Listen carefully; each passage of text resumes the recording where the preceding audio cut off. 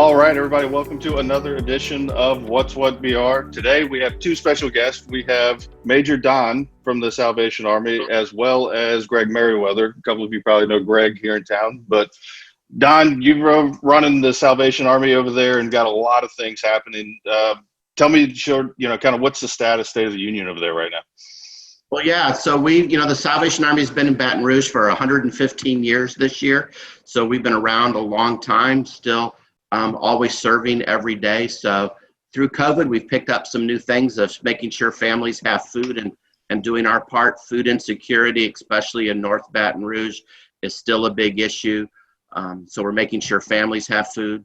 We're going out with our mobile canteen, our disaster canteen, 3 days a week, Monday, Wednesday, Friday. And we're serving in some underserved areas where kids who come from really some disadvantaged places make sure that they have a hot meal several times a week and provide them food. So they're all taken care of. So along with everything else the Salvation Army does in our community, those are some new things we're doing because of the COVID-19 and making sure that the people in our community are taken care of and their basic needs are being met. Awesome. So, first, I appreciate that. It's a lot of people have had to put, business on hold or, step to the side and say, we're going to retool and figure it out. You guys, obviously, that's not an option, you've got to keep going. I've talked to a lot of people on this show and, most people have, an IT, disaster recovery plan or a hurricane plan. I've yet to meet anybody who had a pandemic plan, what we're going to do. So, it's awesome to see that you guys have been able to mobilize, as quickly and keep programs and those things going. Jumping real quick, Greg, how are you affiliated? I don't know if a lot of people know, your affiliation, but, kind of what's your affiliation? Where do you drive that support? Where does that come from? Well, the Salvation Army right here, we have a terrific advisory board, and I've been on that for a number of years. And I think, and I think this will probably resonate with a lot of your folks out there, is when I thought of the Salvation Army, even growing up or even when I got here to Baton Rouge, I always just thought of the guy out there ringing the bell for the kettle. I didn't even think about the fact that they have one of the main programs that we do here is literally helping people get off of drugs and back into society. And, with the opioid epidemic that literally just took over a lot of the country, that mission became so important. And so I think when people walk in Walmart and they see somebody out there ringing the bell, they know the Salvation Army, they know if they give, it's going to go to good, but they don't necessarily know exactly what it does. And unfortunately, sometimes you meet us, the Salvation Army, in the worst spots of your life. And there are so many people, and I promise you that the Major can attest to this, there are so many people in our community right now, and I saw some in the food lines the other day, that have never had to do this before. They're you have some people that are on a cycle of poverty, unfortunately, and it unfortunately gets passed through generations. But you have some people through all of this whose, wife, the guy we met the other day, his wife was diagnosed with coronavirus, so she went to the hospital. He's got 2 kids at home, so he's trying to keep them away from all of that, so he can't go to work. And then all of a sudden, this middle-class man who never would have dreamed of having to reach out to the Salvation Army or the food bank or anybody is having to do that. So it really does put that into perspective. And I know so many people out there are struggling right now, and you might be that guy who's the middle-class guy who usually helps out the Salvation Army, and you're needing help. So it is a little hard for these charities right now to get that help because the people who usually help them aren't really in a position to do that. So we had talked about just a minute before we started this, there are little things that you can do that still help us out, though. You're at your house right now, clean out your closets, get all that good stuff that you don't want to see there anymore, and then donate it to us. And then we can turn that into literally life-saving programs. It's not a cliche. I mean, it literally changes people's lives, and I have seen it with my own eyes. That's right. So you guys are still accepting donations. How do people get the donations over there? Can they bring it, over, or is it something that you guys are, able to roll a truck and pick up? Yeah, we're doing both of those things. So if somebody needs a pickup done at their house, they just need to call our number at the Salvation Army, 225-355-4483, and just tell them they want to schedule a pickup. And we're out 3 days a week with our truck doing pickups. We also have on Monday, Wednesday, and Friday a truck in front of our building. So having as minimal contact as you're comfortable with, you can just pull up, pop your trunk, open a door, and our guy will get your stuff out of your vehicle. So there's lots of ways to give clothing, household goods, those things that move into our store that help us fund our programs. That's awesome. I have to give a somewhat of a personal PSA, and it's kind of sad, but I was probably 16 or 17, and a friend of mine, I was still obviously living at home, and we wanted to, clean up the attic, and we were going to set up an area to do some work and put some things. And we went and asked my mother, like, hey, can we clean this up? And she was like, yeah. And we are like, okay, cool. We're going to get, rid of things. And we literally saw like just trunks, bags and boxes of like baby clothes. And we're like, nobody needs this. And so we like just started loading everything into the back of a truck. And she was like, what are you doing? We're like, oh, we're getting rid of this stuff that we don't want anymore and taking it to the Salvation Army. We literally drove all the way down out by Greenville Springs, made the donation, and then a couple days later, she came up and saw what we, had done, and goes, well, that's awesome. What'd you do with all this stuff? And we go, what stuff? She's like, all those baby clothes. We're like, we don't have any babies anymore. We got rid of it. We gave it away. She about lost her mind. So don't do that without checking. Right. So always like, none of right. Yes. myself, Right. My siblings, nobody, I had gotten rid of all of it. We tried to go back. They helped us. It's just not like to go through, but it was just so many donations where there never came back. So that's my PSA, careful, right. Be selective, talk with mom, talk with wife before you make the decision, if you're a guy, on what to donate and get rid of. So, well, I can promise you're not the first guy that's happened to. We see that occasionally. So we always try to do our best. Yes. So, well, tell me, Major, unfortunately, due to all of this, the Hope Gala that a lot of people know had to be canceled. Correct. And that, ties, there's some, back to the kind of pathways of hope, for kind of what happened there, the cancellation. Obviously, we know what happened there, but what's the plan, or, what can people do to, possibly still help on some of these events? Sure. So outside of Christmas, the gala is our second largest fundraising event of the year. And most of all of that support goes to our Pathway of Hope program. So just to quickly tell you about Pathway of Hope, our case managers work one-on-one with individuals, typically single parents with children who've been living for generationally in the cycle of poverty. And so we begin to work with them one-on-one. Our case manager will work, set some goals, set some dreams. What would it look like for you if you could be independent and not living on the system? What does that mean? A job, your own place to live, a car that works, your children, functioning.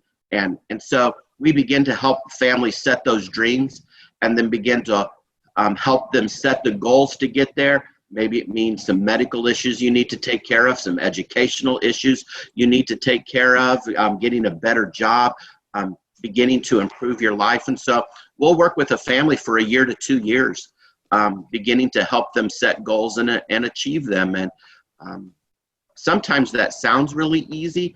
I try to do it in this thing. So, how many times have you started a diet and you just stopped because it got hard? Mm-hmm. Or you set some New Year's resolutions, and I'm going to exercise every day. And man, after that third or fourth week, you just go back into your old routine. And so if you think about families who've lived in generational poverty for years upon years upon years in their family, and it's all they know, it's a tough cycle to break. But we work with families who graduate and make it in life. The statistics we're told is that a child who grows up in poverty has a 37 times, not 37%, 30 times more likely to continue to live in that cycle of poverty unless something happens. That's got to be, and I love our Pathway of Hope program is that thing that can break the chain. If a family's really serious about wanting to get life back and be responsible, our Pathway of Hope can be one of those things that helps them. I think that's got to be, I love the name, the Pathway of Hope, because that's, to me, being on the outside, unfortunately, I haven't had the chance to work closely with you guys on this, but, to me, hope is the key. That's where it's got to start, right? If there's no hope if you're just going to sit there, if you're just stuck, it's like, hey, this is the way it's been, this is the way it was for family. The first thing you've got to do is, sell that hope, and say, look, there is a way, there is a path. We can help you, through that. And so a lot of people may not know that is a big program that you guys are doing. And so hope is one of our big words here. Our shelter is the center of hope, our program, the Pathway of Hope. Hope is a big sell, that if you can give people a dream and begin to give them some tools that they can achieve that, man, hope becomes a driving force that's powerful in somebody's life. That's going to be exciting, Greg. Well, it is because I mean I've literally seen it firsthand. But I mean, um, hope for some people can be a spark plug. It can be a carburetor on a car. We a couple of years ago, one of the case managers literally got a call from a woman who was on the right track doing. She already got her a job. She was doing her best, but on the way to work, her car breaks down, and so now she's completely stuck. For some of that, most of us during normal times, that's an inconvenience. For her, that was almost the end of the line. She's worried about losing her job because she can't get there. So this case manager goes out there, brings one of her friends along, and there they are repairing the car and trying to get this woman back literally on that pathway to hope to go. And that same woman, I literally sat at her kitchen table, and I mentioned, we sent a letter out to a lot of the folks that normally come to the gala and support us. And I put this in the letter because it still just sticks with me.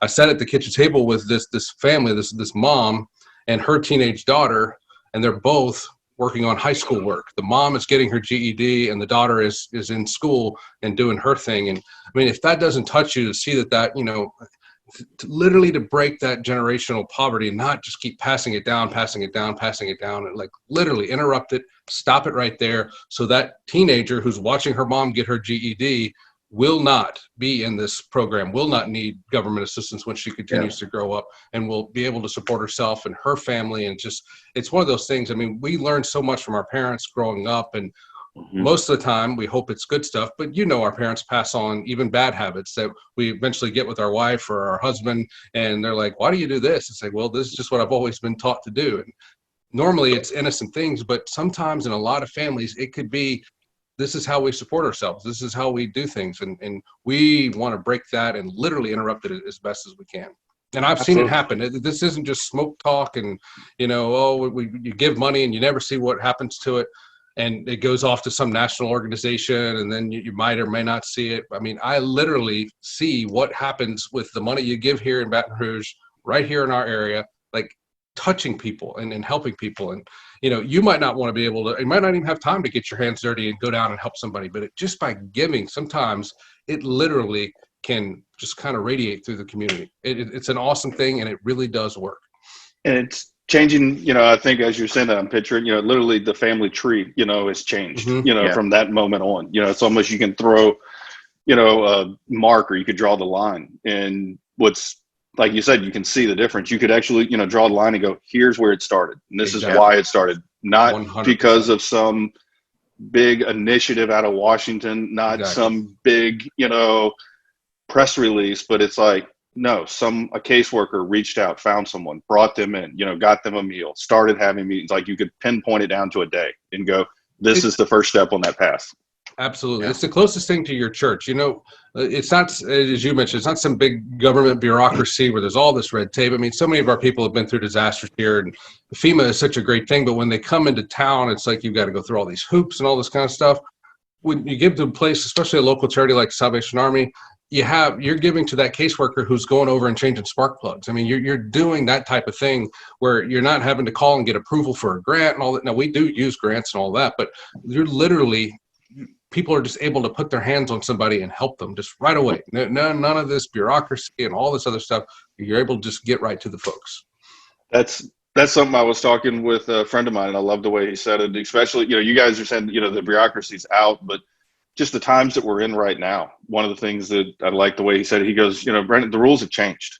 You know, the old rules are out the window. You know, if you can help, you know, if you can do something, come and do it. You know, there's not the analogy that I used to give, or I've been giving for the last couple of weeks, was, you know, if I went and got a bunch of, you know, PPE equipment, you know, and put it in the back of a truck and decided I'm going to get into that business. If I wanted to go sell that to a hospital, you know, it's like, oh, I got to go work with purchasing and go through POs and got to go through all these different things. But like now it's almost like I could pull up, you know, at the front door and be like, you know, look, I found a bunch of this and I wanted to help, you know, those kind of things. And so what I like about that is the rules and the times that we're in, it changed that for a lot of other organizations and a lot of different things, but that's where you guys are initially. You didn't have to pivot to that. It's going, money that you're giving, the way that you're helping, it's a direct impact. You know, you're pushing that going to the caseworker, trickled all the way down, which I think is amazing. So with that, you know, you guys have had, you know, that, I know there's other programs. Is there other programs that, you know, have you had to pull down or scale back programs? Have you started anything new? You know, I hate to beat, the pandemic, that we're at, because I think we're all there and we've heard the story, but obviously, just to kind of give everybody a status, or is there anything that you've had to suspend? Have you started anything new? Is there any other programs that, maybe somebody can help with, right now? Yeah, there are some programs we had to suspend. Our youth programs, one of the things we do at our community center on West Brookstown Road is we have a spa program called School for Performing Arts that kids who after school can come in and on Monday afternoons they can take 3 or 4 classes in brass, in piano, in drama, in art, lots of different things that they can take a class. Kids who are involved in the arts statistically are proven they do better in school, teaches discipline, helps them feel good. And so our School for Performing Arts, because of restrictions of meeting together, we had to stop till school starts in the fall again. We also do on Wednesday a character building program for kids in the North Baton Rouge, just teaching kind of like scouts a little bit, but teaching badges, learning new experiences, growing. So those programs we've had to stop because of the social distancing issues. But a lot of our main programs have cut. We have our Shelter of Hope, houses 50 to 60 men every night. And that's been up and running. In fact, we've gone because of, this shelter at home thing. So how do you shelter at home if you don't have a home? If you're homeless, and there's some of the most vulnerable folks in the community when it comes to COVID-19. So where do they go to be safe? So our shelter that is normally an morning shelter has gone to being a 24-hour shelter during this time. And so it's a place, so it's caused us to have, more staff time, more meal time, more activity time. But our shelter's been expanding services during this time. Greg touched on that one of our main programs is we have a 50-bed drug and alcohol program. And so men who want to recover from drugs and alcohol, we have a well-established residential program. That's 6 months to a year. Men come and stay with us and begin to learn some new skills and new life and new healing in their life. And those programs have continued to go on, as well as our social service programs. We're still here every day serving people. Speaking of serving, I heard you guys served over 24,000 hot meals. Yeah, that was our number last Friday. I've not seen the new number in this week yet. But yeah, we're serving in our homeless shelter meals every day. Here in just a little bit, when we're done with this conversation, I'm going to take off the official clothes and jump in our mobile canteen, and we'll go out into some underserved neighborhoods here in North Baton Rouge that, I don't know, it's touched my heart. I've been really moved doing this.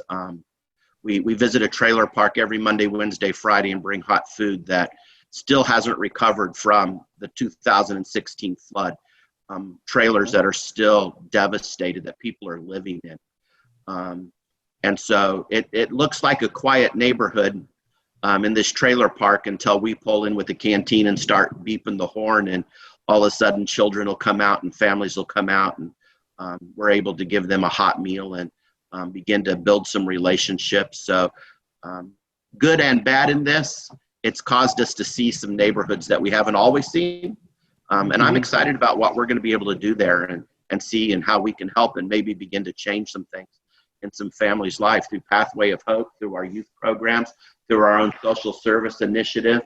And it's a predominantly Hispanic neighborhood, so I'm also learning enough Spanish to talk to people. So it's been a great experience to kind of get out to and serve in our community. Awesome. I was just going to say, Major brought up the kids, and a lot of times we get moving in our lives, and we think that person can help themselves. They're not doing enough to help themselves, but these kids are always innocent in all of this, and so a lot of times when you do that help, it does trickle down to those little kids, and that hot meal for that little guy or that little girl that the Major will feed later on today, it's going to improve their day and it's going to improve their life. And real quickly, one of the reasons why I got involved with Salvation Army, I grew up in a middle-class family. I mean, we were nowhere near poor. We weren't rich, but we were nowhere near poor. in Kentucky. But my mom and my dad both, they grew up in different times during the late 40s and early 50s, and they didn't have a lot of money. And I remember my mom told me that she was like, her parents, she was the youngest of 10, came to them and said, we're probably not going to have a good Christmas this year, so don't expect a lot of stuff, blah, blah, blah. And she told me the story that the Salvation Army truck came around and gave them all dolls. And so she kept that doll, and like that was her big Christmas. And like to hear my mom tell me that, and then see that she was able to better her life through all, and then give me a life, and I'm able to better my life, and then pass on to my son, that kind of good thing. So the kids is what really matters. So that giving that simple doll, or the meal that the major will give today in that trailer park, could affect that little boy or that little girl that is going to grow up to raise Brandon, raise Major Don, raise Greg in the future. And then we do better with our kids and we move on from there. So it really can help out. That's amazing. I think, and I don't even know where it ties in, but it kind of touched when you were talking about, giving these hot meals out, from the truck. I've watched my kids, as we all are, been at home, I'll watch them kind of run around in the backyard. And then all of a sudden I've got a 12-year-old daughter and 7-year-old twin boys, and they'll stop what they're doing. They pop up and they just go run. And at first I didn't know. I'm like, what are they doing? And they go run to their rooms, and they run back, and I just hear them screaming, ice cream truck, and they're running out, and they get that excited. And, that's my kids for ice cream truck, but I'm, it's kind of touching, kind of where I'm picturing, it's like, these are kids that are running out because it's a hot meal. My kids never, I'm like fighting. I'm like, would you please come and sit? It's, these kids are, excited and running for a hot meal, and a lot of people don't think about that, or they maybe think about it and then kind of push it to the side. And, you may not be that one that can go out and actually ride in the truck, or, maybe you don't have time to prepare, but, we talked about it before, and you kind of drive us in, these donations that people can make, whether it's a monetary donation or if it's, things that you don't want in your house, these things are able to be taken, brought into the stores, turned around, and sold, to help fund, some of these programs and different things like that. I don't, Greg, are all the stores, are they not open right now? Are there plans to get them open? Are you, with the donations, is that, hey, that's something that we're really trying to get to where we can get them back open, or, what's the story there? Major, you want me to take that one, Greg? Yeah. So we opened our store on Corsa yesterday. So that's really exciting news for us. We opened our store yesterday. We're getting ready to open a second store in a couple of weeks on Greenwell Springs. Our own property where we are in our campus, our store is still not open from the 2016 flood, and are still working through some issues there, but we're really excited. The Holmes family of Holmes Hardware has been very generous in letting us use a building for a period of time. And so we're getting ready to open a second store there in a few weeks, and there'll be news, but our store did open yesterday. And it's one of the big ways is steady income for us. So people who donate clothing, household items, furniture, just about anything that is capable of and is in shape to be resold, we'll resell in our store.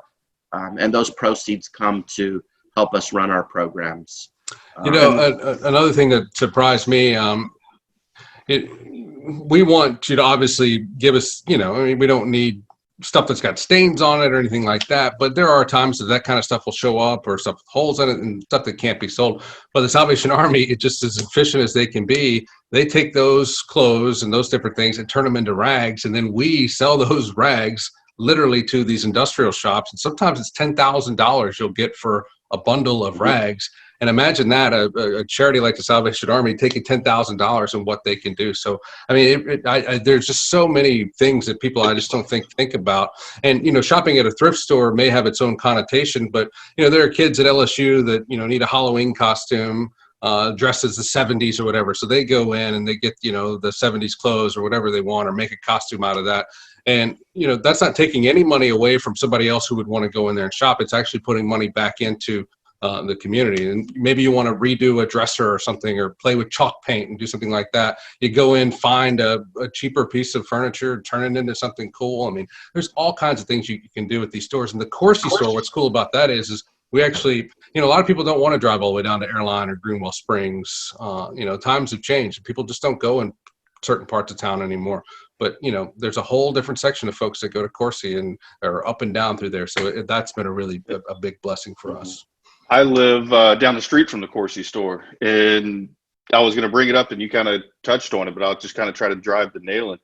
I hadn't shopped in, a thrift store, and God, I couldn't even tell you when, but I went there, and it's not just the clothes. I ended up buying a picture with a big, huge frame that was extremely, it like hangs in my living room, now. And my daughter my wife found some old, cassette tapes, from like a dance team or something like that. And then we had some CDs, and she was there, and she was like, "What is this?" And I was like, "You can play music, and there's a radio. Let me explain," And so we bought it and picked it up, and she's got it in her room, and she just loves it, but it's more than just clothes. It's like, there's pictures, there's the knickknack. It's all these little things I think we left out of that whole place, and we spent like, $47. It was like, normally it would cost me $47 to walk into someplace, Right. and start looking for one thing. So I'd encourage everybody, get out, and go take a look, because what it's unique about it is it's a little bit of everything. It's not like I'm going into just a gift shop and I'm finding, things that you traditionally a gift, but it's, there was an incredible amount of clothes. They had like a window AC unit when I was in there, it was everything that you could imagine.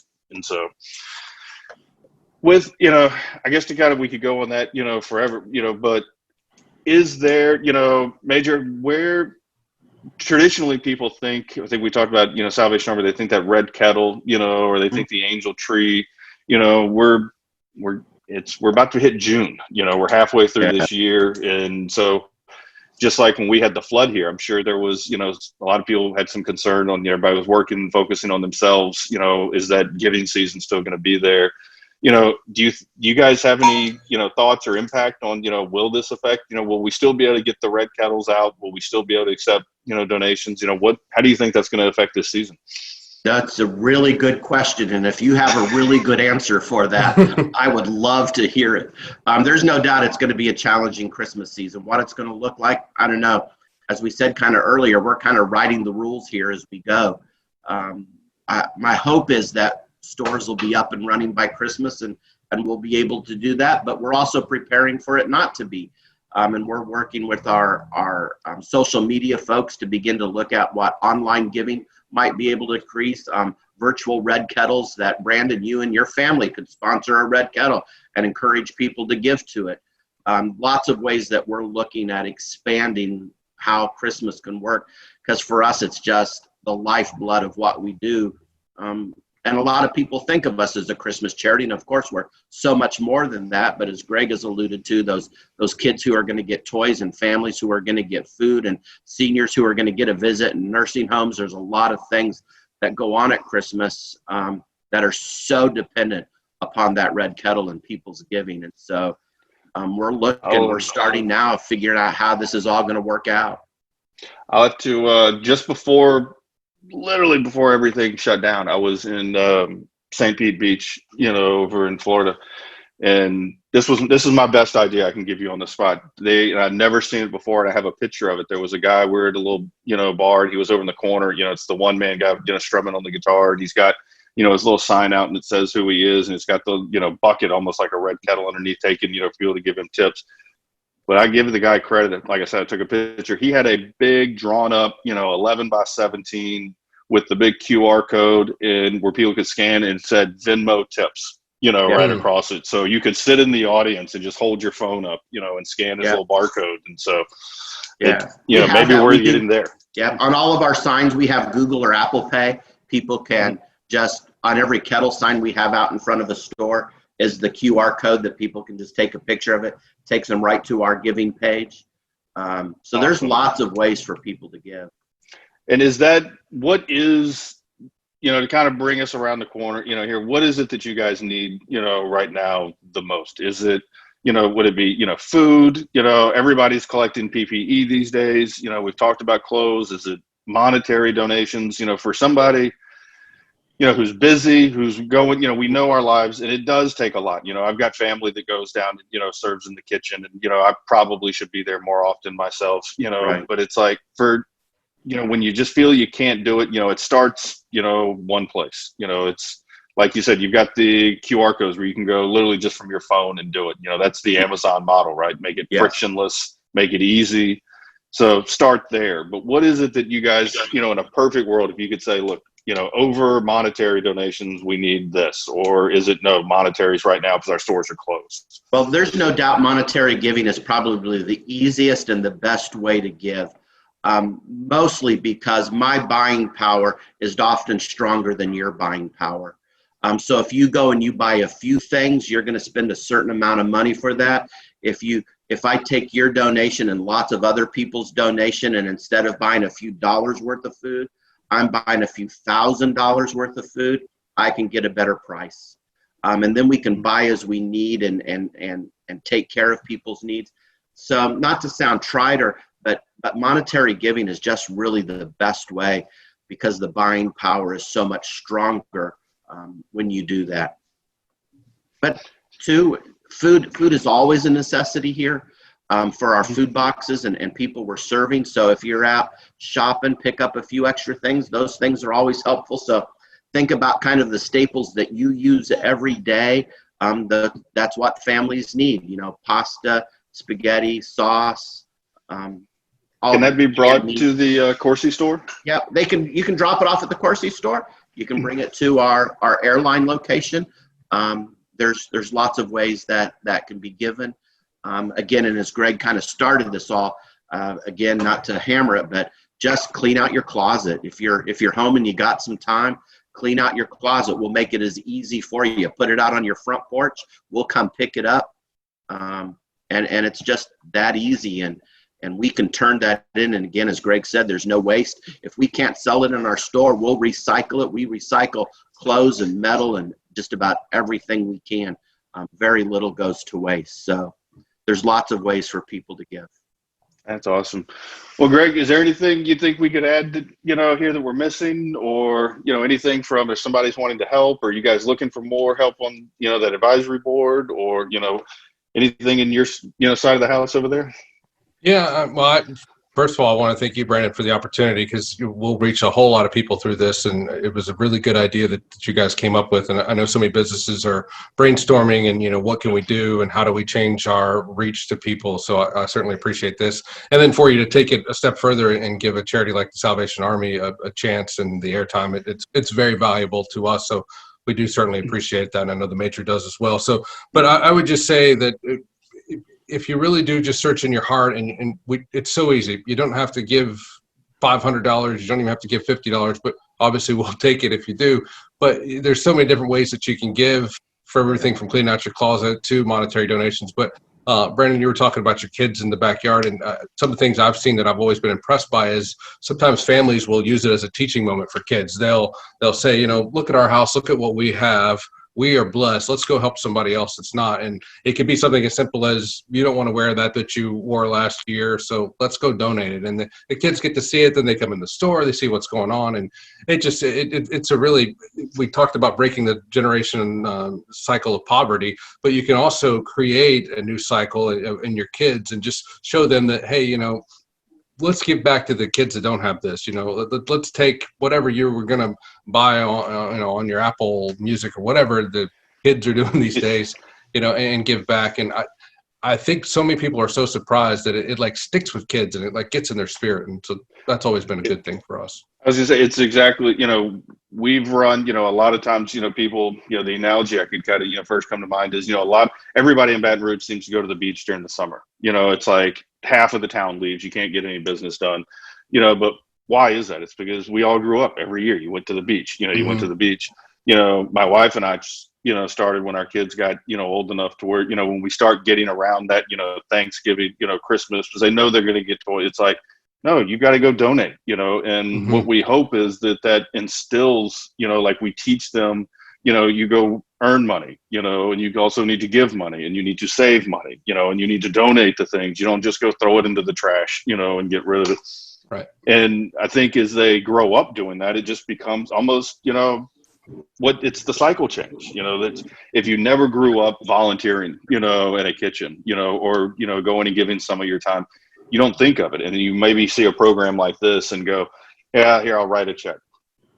great, we'll take it. Well, we love it, but we all, why don't you write the check and bring it to us in person, in the kitchen, or why don't you come help us sort, or bring your kids, and, so many people right now are not in the office, and they're, you go online and you see people, they're bored, and I've cleaned my house, I've done everything. What can I do? Come on down, we'll take the help, call the major, call somebody, it's more than, it's not just helping you. If you bring your kids, you're literally instilling a value into them that you can't tell your kids, you need to go volunteer, your time. As you get older, you need to go do this. They need to see you do that, and it just needs to be something that we do. We go to church, that's what we do. We give so much of our time. And I think as parents, right now, I talked with Shelly Ripple Rogers from Crawfish Aquatics, and I love the way she said it. We've been given the gift of time, and let's use that, do your flower beds. That's great. But, find some time, come down and help, like you said, clean out the closet, and you've got time. Some people don't have the time. So if you've got the time, throw it in your car, drive it down. Don't waste, a truck having to come. You guys have got plenty of things, probably to do. So come down, see the operation, warm up to it. Don't just, come down, meet some people maybe. So I think that might be a good way for people to get started. Yeah, and our Corsi location is right next to Home Depot. So when you are doing the flower beds, put the stuff in the trunk and swap it out. There you go. I like that. Drop off, pick up. You just make the big U, through there. Well, look, guys, I appreciate the time. I really do. To get this message out, I think it's important. I'd love to have you guys come back and tell us, hey, what's the update? How are the stores doing now that we're open? Or, hey, here's what we've decided to do, with the gala, or the fundraiser. I read. I was talking with a company yesterday. They actually now they're doing virtual events, and it was crazy. I think they had it best. They were doing where everybody went to this virtual event, but they literally had like a roulette, like a chat kind of roulette thing where it's like you'd jump in and it would have you talk to somebody for 3 minutes and then rotate to the next one, and then you could donate money at the same time while you were taking part of it. So maybe you guys find some cool things like that. Love for you to come back, tell us what things are, and hey. Like everybody I've said, the COVID situation is kind of like our weather here. You wait 5 minutes, it'll change. So maybe come back in a week or two and tell us, what do you need now? How can we help? Do we feel that this, kind of moved anybody? We'd love to be a part of it. Yeah. Well, thank you, Brandon, for having us. Appreciate it. Thank you, Greg. Always appreciate Greg's support and his help with everything we do. He's so engaged with us. We're blessed to have him, and thank you for some time today. It's always fun to talk about our story and share what's really happening in our city. Exactly. Anytime you've got some news, you've got a venue here with us. And so thank you. We appreciate it. Thank you, Brandon. Thank you, Major. Appreciate y'all. Yes. Thanks, Greg. Thanks, guys.